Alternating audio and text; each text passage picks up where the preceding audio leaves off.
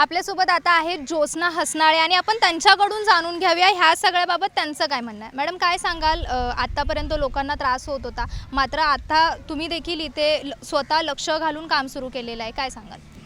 माशाचा पाडा हा एक आदिवासी पाडा आहे आणि या आदिवासी पाड्यामध्ये हा जो रस्ता आहे, आता सध्या आपण इथे उभे आहोत, हा खाजगी रस्ता आहे। परंतु DPमध्ये हा प्लॅनमध्ये हा मंजूर रस्ता आहे। परंतु ह्या करण्यासाठी आता महानगरपालिकेने याला प्रोसिजरमध्ये घेतलेलं आहे।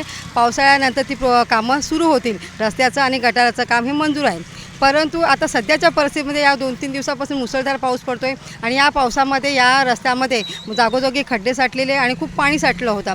या ठिकाणीच माझं एक छोटं घर आहे आणि मी या घरी जात होती, त्यावेळेला पाहण्यात आलं की नागरिकांची इथे अडचण होत आहे, शाळेतल्या मुलांनाही त्रास होत आहे आणि त्याच्या आधी आम्ही पावसाच्या दिवसामध्ये फिरत होतो रस्त्याने, तर रस्त्यामध्ये खूपच पाणी साठलेलं होतं। म्हणून आज लगेचच आपले अतिरिक्त आयुक्त पानपट्टे साहेब यांना मी फोन केला। त्यांनी मला JCP इथे उपलब्ध करून दिली।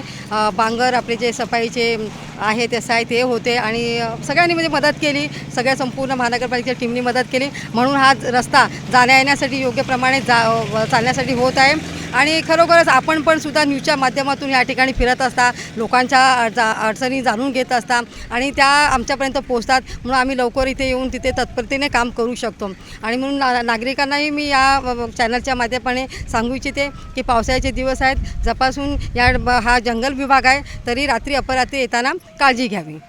मॅम, जसं आता तुम्ही बोललात की हा रस्ता बनवायला परमिशन तर मंजूर झालेली आहे, हा आता पावसाळ्यानंतरनं जर आपण बघितलं तर पावसाळ्यानंतरनं हा रस्ता बनवला जाईल, कारण सध्या काम करणं तेवढं पॉसिबल नाही आहे। पण मी हेच म्हणेन की आत्ता जे हे टेम्पररी काम तुम्ही करताय, आत्ता जे हा तात्पुरता भाग जो आहे तो तात्पुरता भाग लोकांसाठी उभा केला जातो आहे, तो पावसाच्या आधी का नाही झाला? म्हणजे तुम्ही जर इथल्याच एक नगरसेविका आहात, तुम्ही इथल्या लीडर आहात, त्यामुळे तुमचं देखील लक्ष असणं तेवढीच तुमची जबाबदारी आहे। म्हणजे मी न्यूज केल्यानंतर मी माझं क्रेडिट नाही घेत आहे, पण तरी पण लोकांवरती तुमचं देखील तेवढं लक्ष असलं पाहिजे। जे काम आत्ता होतं आहे ते आधी का नाही झालं? ऐका, असं आहे की तुम्ही पाहाल की हा डोंगर भाग आहे, तुम्ही जरा नजर फिरवा, संपूर्ण डोंगराचं पाणी या ठिकाणून येत असतं आणि हेच पाणी पुढे आपल्या हायवेपर्यंत जातं। म्हणून हे डोंगराचं पाणी जेव्हा येतं ते वेगाने येतं। पाऊस हा मुसळधार आहे, सातत्याने सुरू आहे, त्याच्यामुळे ह्या ठिकाणी पाणी हा खुलगट भाग आहे आणि या खुलगट भागामध्ये पाणी जमा आहे आणि ज्यावेळेला उन्हाळा असतो त्यावेळेला कच्च्या रस्त्यावरती येणं जाणं हे सोयीस्कर असतं,